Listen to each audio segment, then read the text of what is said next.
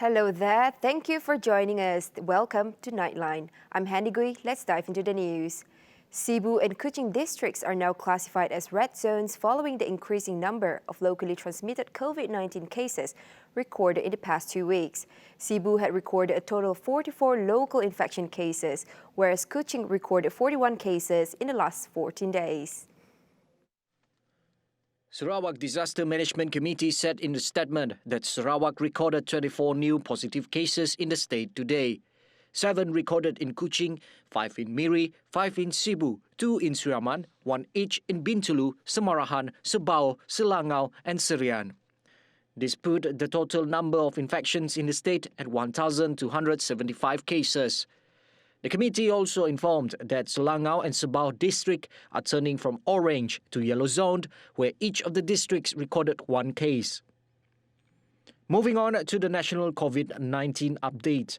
9 patients have succumbed to the virus in the past 24 hours as the nation continues to record 4-digit new positive cases. Health Director General Tan Sri Dr. Noor Hisham Abdullah said on the breakdown of the 2,433 cases, Selangor continued to record the highest cases at 730, followed by Sabah at 403 cases. Out of the new infections, 2,426 were local transmission, involving 1,784 Malaysians, while 642 others affected non-Malaysians. This brings the total number of infections to 135,992 and the number of total fatalities in the country at 551. The express boat service that connects Sibu, Sarikei, Tanjung Manis and Kuching has been temporarily suspended on Sunday till further notice. The announcement was made after Sibu was categorized as a COVID-19 red zone. Sibu Region Sarawak Rivers Board Assistant Controller Hatta Morshidi said the suspension was self-initiative taken the operating companies and not a directive from SRB. According to him, SRB have been notified by the companies regarding the temporary suspension of the service and notices have been placed at the Sibu passenger terminal to inform the public. However, the Sibu Song Kapit Sibu Express boat service will still be in operation as usual. Meanwhile, Hatta said all passengers are required to scan or record their personal details and body temperature, as well as wear a face mask before boarding the express boat. The Sibu Municipal Council, SMC, has decided to halt the market's operations temporarily following the increase of COVID-19 cases in the district. The market will be closed for January 10, 2021 till further notice. According to its chairman, Clarence Ting, the closure is based on regulations once an area is declared as red zone. He also reminded Sibu citizens to remain safe and comply to the SOPs. Meanwhile, a total of 115 traders and entrepreneurs in Sibu Weekend Market were relocated from Jalan Masuri during the movement control order on March 2020. There will be no annual Chinese New Year festive sale or bazaar at Kenyalang Park in Kuching this year. Kuching South City Council MBKS Mayor Dr. Wee Hong Seng said the cancellation was in view of the worsening COVID-19 situation in Kuching and Sarawak.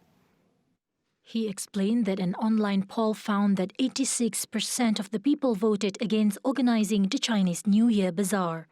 Although there will not be a Chinese New Year bazaar, we believe the people can still celebrate the festival in various other ways, including online. Meanwhile, Local Government and Housing Minister Datuk Seri Dr. Sim Kui Hian reminded the people to celebrate among family members in private gatherings as opposed to celebrating in public premises. He urged the public to reduce outdoor activities for the time being. Efforts to eradicate poverty has to increase through inclusive education as its foundation to ensure future innovations. The early impact of these fundamentals can change the lives of the people. Chief Minister Datuk Patinggi Abang Johari Tun Openg, through a local newspaper interview, said that there are various kinds of poverty, identified from the lack of education within the community. Therefore, the government would emphasize on aspects of education that will correlate to the reduction of poverty levels.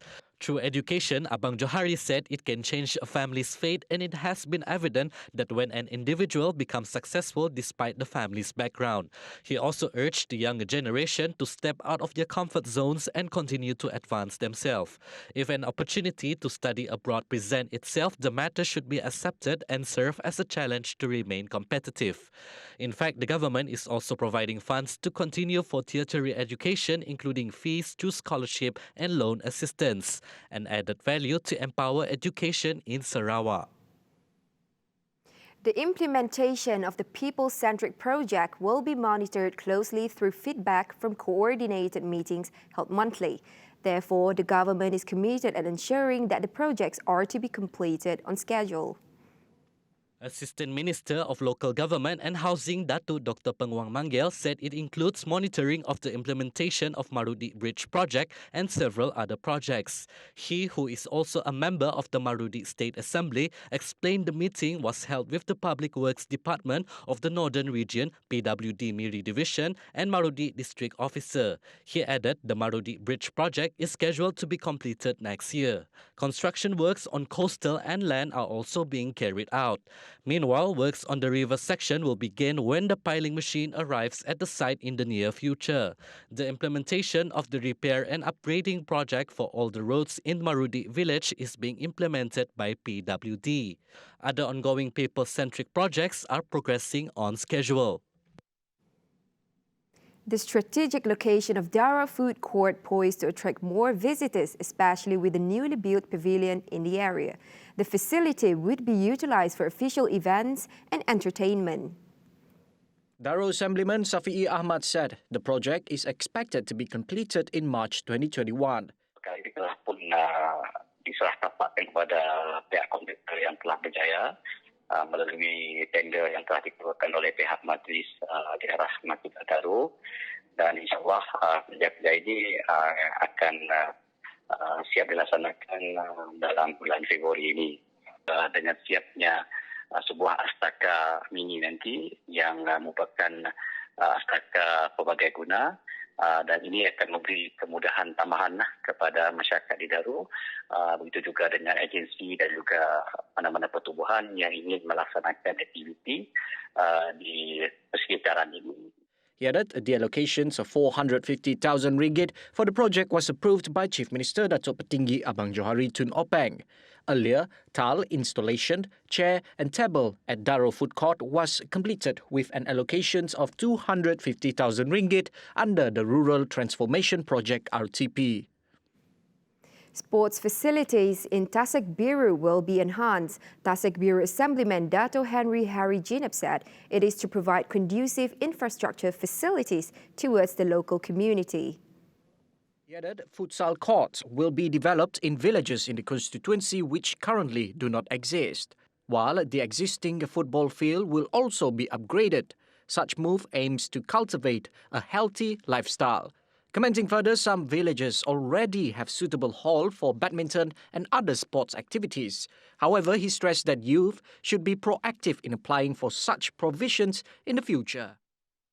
The public has been advised against panic buying in anticipation of an announcement to be made by Prime Minister Tan Sri Muhyiddin Yassin tomorrow on the action to be taken by the government to address the current COVID-19 situation. Panic buying could cause a shortage in supply of essential goods in the market. Domestic Trade and Consumer Affairs Minister Datuk Seri Alexander Nantalinggi in a statement today assured that the supply of goods in the market is currently more than enough. All enforcement personnel of the Ministry of Domestic Trade and Consumer Affairs, MDTCA, in all states will continue to conduct daily monitoring to ensure sufficient supply of essential goods in the market for consumers. The monitoring of all business premises at the manufacture, wholesale and retail stages found that they are in operation as usual. The situation also contributes to the stability and sufficiency of essential goods in the market. Hence, he stressed that the goods supply situation in the market is under control. Do not be influenced by rumours on social media. Malaysians have been told to stop spreading unverified information concerning speculations about the possible re-implementation of the Movement Control Order. Senior Minister Security Cluster Datuk Seri Ismail Sabri Yaakob said sharing such rumours on social media would only lead to situations such as panic buying. He urged the people not to be easily taken in by fake news or assumptions made by various quarters on the decision to be announced. He said the government was always taking into account various aspects in addressing the COVID-19 pandemic, including health and economic needs. He urged the public to remain calm, adding that Prime Minister Tan Sri Muhyiddin Yassin will be announcing on Monday new measures to curb the spread of COVID-19. Ismail said whatever the decision, it will not be enforced with immediate effect. Time will be given to prepare, perhaps 2-3 days or more. Health Director General Tan Sri Dr. Noor Hisham Abdullah expressed his concern over the increase in the number of COVID-19 fatalities in the countries. A total of 71 deaths were recorded nationwide within the first 9 days of this year. Dr. Noor Hisham Abdullah said compared to the first 9 months of 2020, only 100 fatalities were recorded. In his Facebook post, he shared the challenges faced by health frontliners in managing the burial rites for those who died from COVID-19. He hopes the people would understand the odds and challenges faced by all frontliners. Right. Economic Affairs Minister Datuk Seri Mustafa Mohamad has tested positive for COVID-19. The Jali MP tested positive after being screened upon his arrivals in Kota Baru from Kuala Lumpur on Saturday. The Economic Affairs Ministry in a statement said Datuk Seri Mustafa Mohamad is being treated at Hospital Raja Perempuan Zainab II in Kota Baru. It added that he was in a stable condition. It further said that Datuk Seri Mustafa apologized for any inconvenience arising from this. Prior to this, other top government officials who have contracted COVID-19 included Religious Affairs Minister Zulkifli Muhammad Al-Bakri and Deputy Environment and Water Minister Ahmad Ma'az Rizal Muhammad. There is a possibility that the Ministry of Health will be adding more field hospitals if COVID-19 cases continue to rise. Therefore, the Malaysian Armed Forces MAF is working with Ministry of Health to determine the capacity of the field hospital so as to accommodate the current needs. Its Chief of Defence Force General Tan Sri Afendi Buang said the Armed Forces is considering building more fields hospital to accommodate the growing number of COVID-19 patients. The MAF is prepared for this situation and had always exchanged views with the Ministry of Health if there is need for such hospital. Meanwhile, on the country flood situation, Afendi said MAF is ready to deploy more personnel and assets to assist in flood operation if the situation worsens. Based on the current situation, 4,900 personnel and 1,015 various MAF assets have been deployed in all states affected by the flood. Those who are under quarantine during the COVID-19 pandemic can apply for My Salam Income Assistance Scheme by the government for a one-off payment. According to My Salam Kuching officer Shelna Harry, those who are eligible to apply may visit a kiosk or refer directly to their official website at mysalam.com.my. Amount yang boleh diklaim sebanyak 700 bersamaan dengan 14 hari kuarantin. Kepada yang kuarantin, untuk klaim kuarantin hanya untuk sekali seumur hidup. Kalau dah sekali klaim, boleh sekali jatnya akan berulanglah, hanya untuk sekali seumur hidup klaim.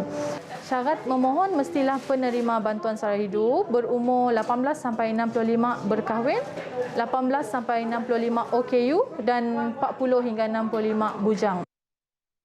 She added that they can still apply even though they have been quarantined last year. Applicants can apply for the scheme by submitting the relevant documents. Caranya mudah saja. Kalau klaim kuarantin tu hanya memerlukan surat Annex 17 dan 14 untuk klaim kuarantin lah. Kalau yang ada admit hospital ya memerlukan surat discharge note. Pasti kalau yang ada kena sakit kritikal boleh upload borang sendiri melalui online. Kalau ada lebih lanjut sikit boleh rujuk kami orang di kios Hospital Umum Sarawak. The authorities have called out a photo and video that purportedly showed a quarantine center in Sibu Civic Centre that went viral on social media, confirming that the information contained in the post was fake. This was confirmed by the Sibu Disaster Management Committee. According to the committee, the centre shown in the photo and video was located somewhere else and not in Sibu.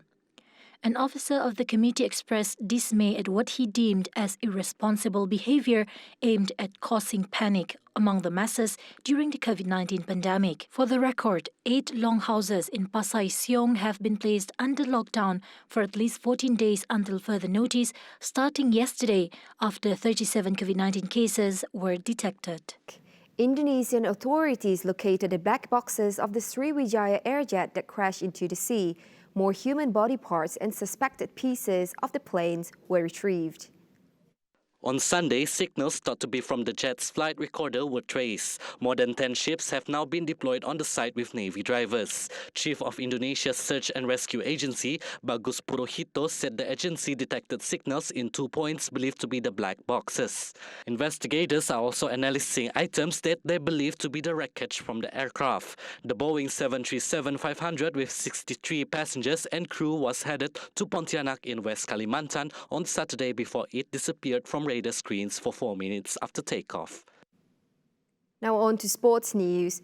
Efforts in recruiting new sports talents will continue to spur competitive athletes.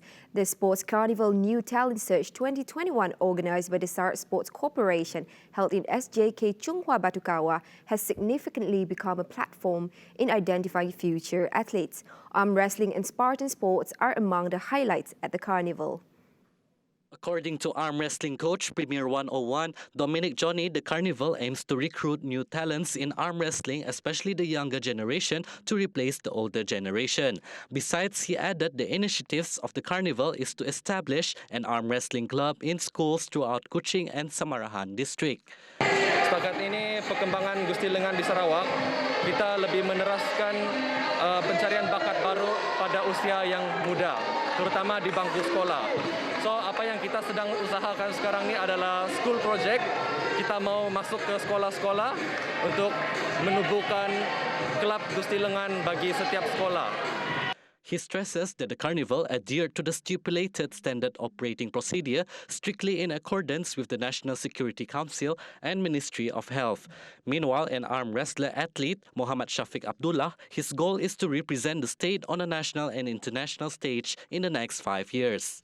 Perancangan saya dalam masa 5 tahun sebagai seorang pula yang baru dalam arm wrestling, saya ingin mencapai ke peringkat paling tertinggi, iaitu peringkat dunia. Tetapi pada tahun ini saya akan target untuk memenangi National Championship di Selangor sebagai salah seorang wakil daripada Sarawak. Dan jika saya memenangi peringkat kebangsaan tersebut, kemungkinan besar saya akan pergi ke peringkat antarabangsa untuk mewakili Malaysia. Jadi dalam jangka masa 5 tahun, saya target saya akan menjadi salah seorang atlet yang digeruni di dunia. Chief Executive Officer of Sarawak Sports Corporation, Dr. Ong Kong Swee, when contacted, said arm wrestling sports have high potential if developed, and the corporation will continue to provide assistance and support. The Sports Carnival New Talent Search 2021 for Arm Wrestling and Spartan, held in Kuching on Saturday, has brought forward Brandon Tang as the overall champion.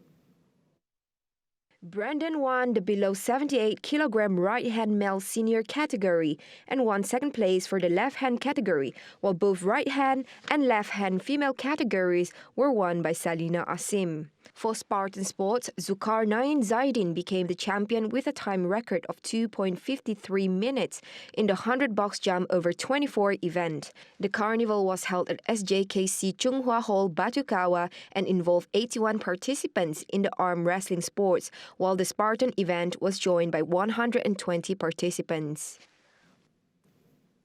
Malaysia squash queen Nicole Ann David's long list of international records and titles during her career over 2 decades could dwarf those of any other sports icon. She has been shortlisted for the World Games Greatest Athletes of All Time in an online poll alongside 23 other athletes.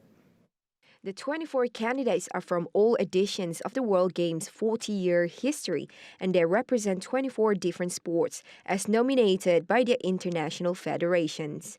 As of Saturday 9 p.m., Nicole led the poll with higher votes compared to candidates from Muay Thai, gymnastics, roller sports, powerlifting, archery, handball, and sumo. According to the World Games statement, voting can be submitted on its official website within 24 hours. Voters must be given each time to 2 candidates, 2 votes to your first choice candidate and 1 vote to your second choice candidate. If you try to give votes to one candidate only, the votes will not be registered. The 37-year-old Penangite, who had an unprecedented 9-year reign as the world's number 1. Looks like we have come to an end of our Nightline. With that, I'm Handy Gui. Thank you for tuning in. Have a great night.